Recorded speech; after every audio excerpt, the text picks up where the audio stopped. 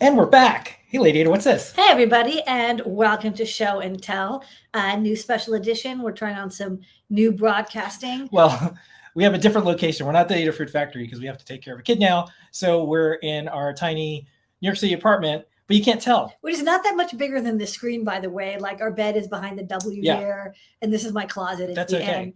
But it's me, Lady Ada, with me, Mr. Lady Ada, and in the background somewhere is Baby Ada. But right now, it's time for Show and Tell. Well, first off, I want to say thank you to all the Ada Fruit team members who are co-hosting and hosting the Show and Tell. We're still going to rotate some of the team members.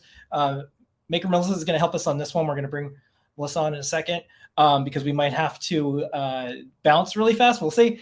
And for everyone who's been just keeping an eye on Ada Fruit, helping us out, doing things over the last couple of weeks, we very much appreciate it. We're looking forward to a fantastic new year.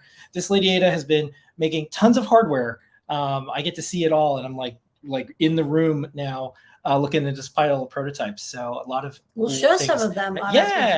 So let me first up bring Melissa by. Hey, Melissa, thanks for being host and everything. Oh, no problem. We might have to run out fast. So if we hand you the keys to the Show and Tell car, gas it up when you're done. Yeah. So before we bring some folks on, what are you working on right now?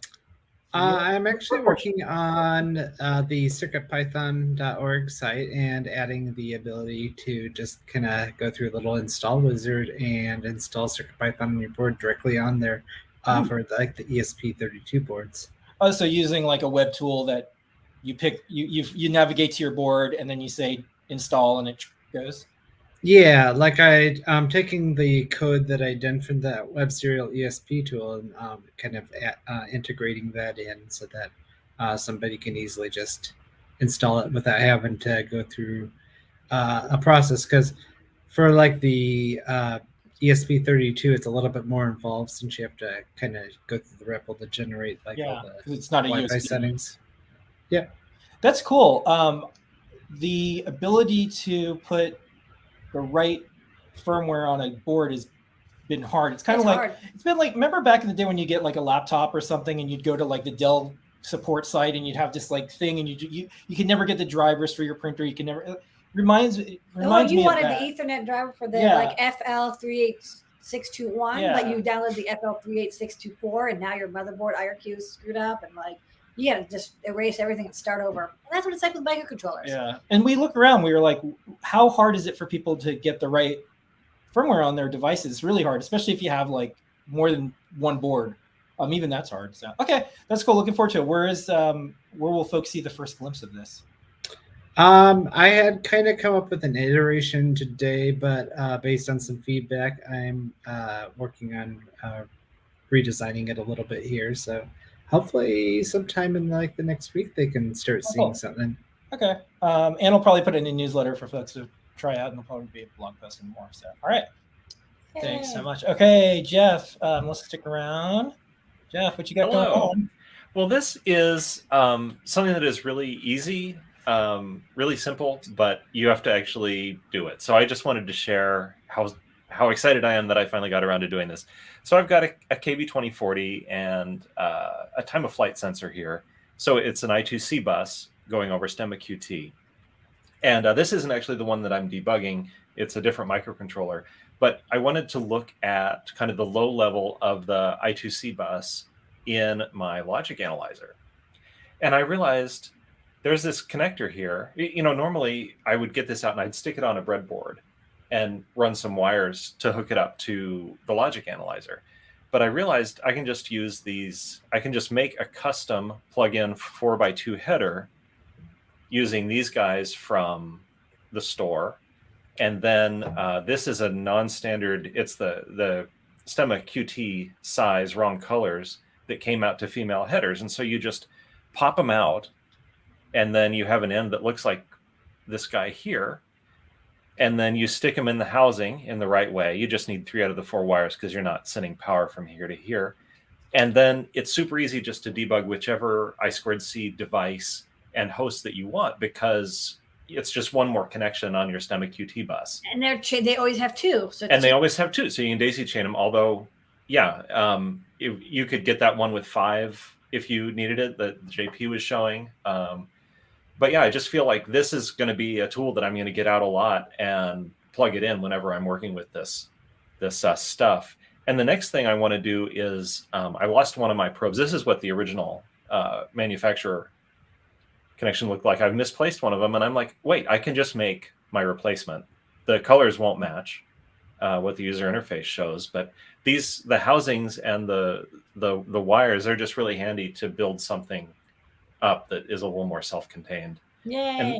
And the other thing was, if you've got a hot air station, use it on your shrink tubing. It works real good. Oh yeah. No dealing with lighters like I did, like somebody who didn't even think about it. No, that's like the old school hardcore way. But the right way to do it is in fact use a hot air station. Yeah. So anyway, that's all I got. But I mean, for me, it's life changing. Hey, It's just like the tired lighters, wired, hot air. well, I just love that cable looks really handy. It's true. Like every time I debug I2C, like I yank out the probe things, and I'm like, and the clippy things, like they don't quite grab on. Yeah, no, those things, I don't know. They don't like me either. Yeah, they're great for like if you happen to have an SOIC chip, but anything else, they're or like mail headers. But everything else is a little iffy. Yeah. So I will be making a cable like that too. That is a good idea. All right. Also, constantly debugging I2C stuff. All right. All right, welcome. That's what I got. Thanks so much. Great idea. Yeah. New Year's. Maybe like an I Spy one would be cool too. Yeah, how many pins does that need? iSpy has like 17 pins. But the display, you don't the need to display use- itself doesn't have that many. Yeah. Right. You don't need to use all of them to interface with Spy. You could just use a few off the breakout. Yeah. You could use well, you'd want the 8-channel. Yeah, I mean, this does have 8 channels. You'd need to use both of the headers. Well, you know what else you could do? Maybe when you look at this Pico. I hope to be showing that off sometime soon. So yeah. Okay. We know Scorpio has the power. All right. Well, I feel like we're building up to it. All right. Yeah, Scorpio. Y'all have a good night. Okay. Thanks. All right. Thanks so much. Thank Good to you. see Jeff, and Happy New Year, Jeff. And that was your edition of Jetpacks. All right. Next up, we're gonna go to Pedro. Hey, Pedro, Pedro. Happy New Year. What's going on? Hey, Happy New Year. I was supposed to be off, but hey, I can't miss your guys' first back time. We're supposed to be off too, but you know what are you gonna do? Yep, so there it goes. Just wanted to do a quick sneak peek of next week's project. It is the Pico W running Whippersnapper. And it's just a nice little simple case that Brent requested. It is a wall-mounted case. So instead of doing like drilling into the wall, it just uses command hooks. So it's cool. You have access to Ooh, the that's nice. the prototype area in the back, and you have space for 2 sensors, and then the little reset button on the side there, and the big old fillet for that, and then access to the stemma and the how to power it. A nice little case for that.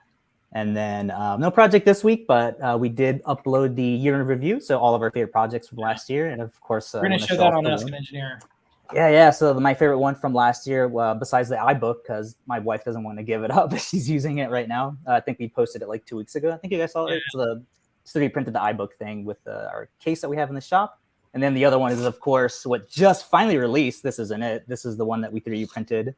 It's just the little Lola bot that was Yeah, that was hyped so up cool. about. Yeah, and they just released it, so definitely like, oh, cool. Good thing I made my own. Didn't have to, wait forever for that one to come out. No. But yeah, nice little Okay. Python powered little droid. Well, it's a real droid. You can actually program it, whereas the one This is from true. the official No, one, can't we program it? I don't think you can. Someone asked me what Whippersnapper was, and I tried to give an analogy instead of like, because it's a no-code way to do IoT projects, which is like, even that sounds complicated. I know. But what I've said is, you know how you've always wanted to have something just like email you when there's a leak somewhere? Well, you can do that without any code, and you can just kind of put these two things together, and it just does that. Because there's all these like little tiny things that there's not something that does it, and this does, and you could just do it kind of like Circuit Python. When you plug in a board, it just shows up as USB. It's like, oh, like it's that easy. We still want to make things easier. So I'm hoping the Whippersnapper with Pico gets a lot of folks making IoT projects. Yeah, definitely. So yeah, that'll come out next week. Yeah. Thank you so much, and Happy New Year. Pedro. Happy New Year. All right, JP, thanks for doing not only some show and tells, but Ask a JP engineer. So Sure, it was loads of fun. Thanks for letting me do weird stuff on a different night. It was entertaining. well, that's why you're here. All right, Yeah. let's try some weird stuff. All right, so weird stuff. First of all, I showed this on my product pick of the week yesterday, but I just have to show it again because I'm so happy with the little hub for a little passive hub for hooking up your Stemma QT quick stuff. And I made a funny little sort of standoff airplane of 4 sensors to plug into a QT Py here. And I kind of want to make a whole fleet of these things, a little armada of pluggable stuff. But this is, we've seen a few iterations of people doing how do we get away from big bulky breadboards and or soldering, and with these little quick and Stemma QT connectors and the fairly standard form factors of these, we do have a pretty neat Lego-y type of setup here that I'm excited about. And then the other thing I wanted to show you is this. So I built one of these. I don't know if you've seen these in your Instagram feed. I built one of these models. Oh, whoops. Wait, which? Just here. Which screen do you want me to go to? You or your overhead? The big screen share there would be good. Oh, this one? No. This one. That one. Yep. Yeah. Okay, great. Sorry, we were like, you're looking at, but Okay. So this is a model I built for my wife for Christmas. It's just a kit that has a bazillion little parts that you pop out that are laser cut. And wow. we glue them together for about, they claim 6 to 8 hours, but I think it was more like 40 hours. You make that is not a 16-hour project. little books in here and everything. And they're really neat. They use some neat tricks to give them depth. There's like a little mirror in there. And it came out great, but it's meant to go on your bookshelf among books, so it's like a little secret place. It's a secret, yeah. Yeah. I think Jen Schachter kind of invented this idea with some laser cut models she did a while ago and posted on Instructables and some other places. But these are commercially available kits. They're not that expensive. It just is expensive in terms of your time. But it's got a little battery pack back here, and there's about 3 or 4 little LED lights. You can see one in the roof there. And I kind of want to improve the lighting in there and maybe allow it to be controlled on a timer, not have AA batteries that'll just die after a while, and maybe do some little flickering and stuff. So that may be something I just do sort of as a fun little side project is fix the lighting. I wouldn't change anything else about it. It's a lovely little kit, but that might actually be a good project. We have those little 0603 LEDs on wires, which could be good. Yeah. And those could, that's kind of what this is designed for, models. Or you could, if you want to have, it looks like a Victorian house. So I don't think the nude lights would be good, because that would be more of like only if there's like a steampunk experiment going on. Yeah, like Sherlock here joins the. Yeah. Hey, Sherlock's out of copyright. You do whatever you want. Yeah. So anyway, that was. I'd been curious. I'd been seeing these things in my feed, and I was like, you know what, that might be a fun thing to. I was really high from the paper glue for a long time there in November, though, man. You ever get paper glue that's meant for paper projects? Because I guess it doesn't like seep through like Elmer's. And man, that stuff was noxious. I really had to ventilate that stuff out. That's part of the fun. That's part of the Christmas Do not magic. let this tiny room take you out, JP. Maybe that's why it took so long. I was like moving at half glue speed. I don't know. Dollhouse miniatures. We're seeing, we saw a lot of like Christmas displays that were like dollhouse miniature things. Miniatures are so fun. I've never built a little pre-made kit like this before. You have to love someone a lot to build it for them, though, because it's a lot. This is those books. Every single one of those is like a little laser cut thing and a cutout piece of paper that you wrap around and hold down.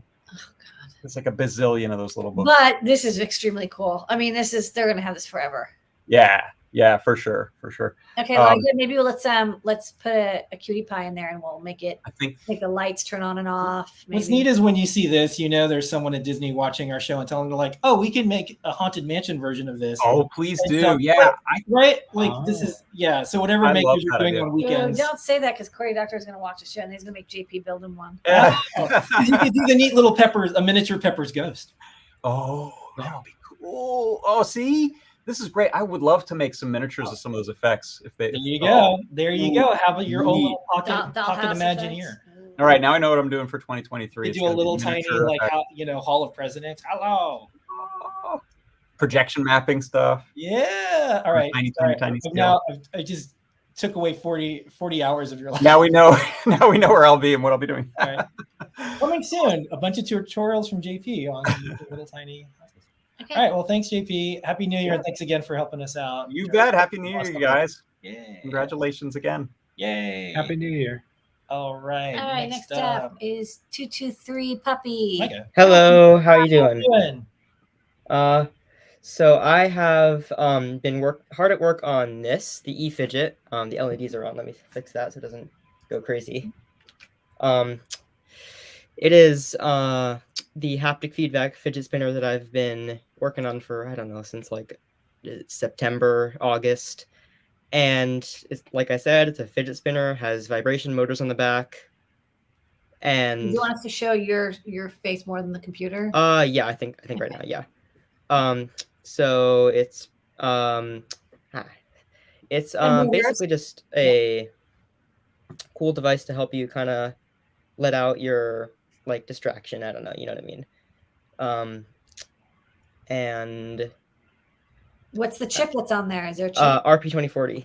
Okay. And it actually just got immersion into CircuitPython today. So Oh, I'm really Oh, excited. is this going to be a Yay. CircuitPython board? Yes. Oh, Sorry, cool. I can't talk. No, Yeah, I Um, just added it to just merged it into CircuitPython. Right, yeah, that was as you, well. Melissa. Awesome. We'll ask you questions. So it looks like there's Yeah. a battery in the center, and then Yep. how do you spin it? There's 3 little 6mm push buttons, and you just press one of those, and it wouldn't be very easy to see, but I mean, I'll do it anyways. And then you just it's Like- like the motors make it vibrate around. Yeah, there's 8 of them, and they go on and off in a circle. That's really And- nice and tactile. Is this Yeah. the first electronic fidget spinner?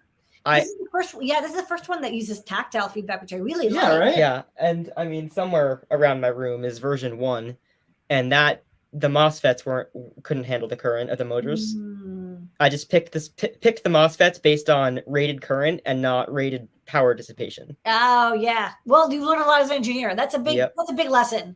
So the code is in CircuitPython, of course. So, can you share my code screen? Oh, yeah. Oh yeah. Yeah, no problem. And this is the one who merges these things in. So you're talking to the source. Yes. So I've got some things that. So I've got I didn't show the NeoPixels, right? There are 3 little reverse mounted NeoPixels. Sorry, I'm all out of source today. Cool. Well, there they go. Ooh. So Ah, you have the motors defined here. They're PWMable, buttons, and some button initialization code. The rainbow wheel code I totally copied from the Uber guide. Sorry. No, you should. That's what it's there for. You Yeah. have a copy button. Yeah. Yeah. There's a copy, but it's true. Yeah. And then I have the function for spinning it. And the idea is it kind of feels like a click. So it's like a very short pulse of the motor. And it does work. It's very hard to demonstrate because it's a fidget, but it does Yeah. work. But people can make their own. And there's also and that's the other cool thing. It's completely open source hardware. So it has a breathe mode, so you can like try to breathe to it, and it helps. It's like guided breathing, Mm. main loop, and yeah, that's pretty much it. And I it's kind of my ideal fidget, and I'm hopeful that other people like it too. But I mean, I've shared it with a few friends, and they all seem to think it would help them. You can So also remix it and build around. Yeah. If you remember, drop me into pt.datafruit.com. I'll make sure we get it in the newsletter and get the word out on it. This is all right, thank you. All right. Thank you so much. Yay. that's great. Happy Thank New you. Year. Happy New Year. Nice work with your project. Yeah. Thank you. That's cool. Someone Okay. finally made a electronic fidget spinner. Okay. All right. So what I think I'm going to do is what I mentioned before, Melissa. We're going to bounce to set up for Ask an Engineer. Okay. And how about you take care of the next 3 folks, and we'll just watch to make sure that you're out, and then we'll start Ask an Engineer. For the folks that just tuning in, we're doing a slightly different setup. We just had a kid, so we're like kind of like mushing all the shows into our bedroom. And multitasking at the same time. So we just need a couple minutes to set up. So thank you so much, everybody. Have a good New Year, Melissa. And thank you, Melissa, for taking Take it from care. here. Oh, you're welcome. Let me get rid of me. Have a happy New Year. Yay! Whoops. Opposite. Wrong button. Okay. Hello. Happy New Year. So what project do you have to show today? Hey, Melissa. Howdy. I've got a little BFF 5x5. Oh, okay. I've got a little It's a micro switch. It's a limit switch and a piezo. That's all kind of attached to the back. And it works as a little, I call it the one-armed bandit, but it's a mini slot machine. Oh, that's really cool. Oh, and yeah, it even has sound. I love it. Yeah, so I got the sound. Light and sound goes so well together. It's the addiction, and so I'm using the Python set property just to check that final line. I'm recording that, and then there is a winning kind of animation. If I do get at this point, it's just if there's 2 or less colors. So there it is. Oh, nice. Cool. Yeah. So it's all kind of wired up. I'm using the original Cutie Pie, so it's kind of limited as to memory. There's no extra flash or anything. Yeah, I think the original one, you could put a little memory chip on it to expand the I flash. think so. I took the challenge and I just did this as kind of a double loop, doing all the matrix math, figured out how to do the columns. There's only one single reel, so the color gets basically offset by each one, and that's kind of what the animation is. It's offsetting each of these reels by one. It looks really good, yeah. It's super fun. And one of the other things is I did use the debounce library. So like a one-armed bandit, it's actually the return. So I'm looking for the rise on the limit switch. Just a little thing that makes it a little more casino-like.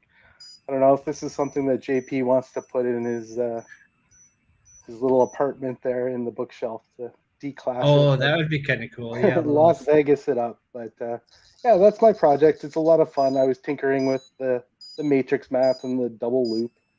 So cool. Real fun. Yeah, just want to say thank you to Adafruit, all the folks who documented it. Welcome back, Lamore PT. Thank you. Yeah, thank you for stopping by and sharing. Thank you. Happy New Year. You too.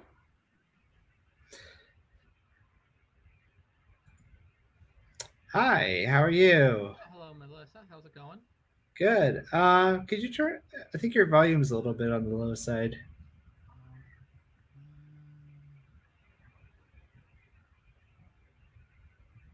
I think I have it all the way up on my end. I can just talk louder. Is that? Yeah, I can hear you a little bit better. I don't know. Maybe it's coming from a different microphone than you expect. But I have my Space Mouse hotkey pad for Fusion 360. It is wow. ton of it's 6x6 keys. I use the Neo key for the top ones up here. The bottom I hand wired because I originally it's a couple pieces, and I just had originally a flat piece on this side, and then once I kind of got the feel of it, I built this part with the hotkeys, and I had a broken Space Mouse, so I kind of gave it a second life and added hotkeys. I'm using a KMK for the firmware on it, and a KB2040 microcontroller. Looks really good. It looks like something you'd buy at a consumer level. Dactyl that I was able to Fusion 360 and kind of added a ton of stuff, especially with the Space Mouse and the bottom grip. And it's really handy for when I'm doing my little Fusion 360 models. And because I hate, take my hands off, moving it, bringing it back, moving it, bringing it back. And it works out really good. And it's, the Space Mouse, I plumbed into the KB2040. So it just uses one power station instead of running power to both parts. Cool. Yeah. That's really good. Yeah, thank you for stopping by and sharing that. And happy New Year.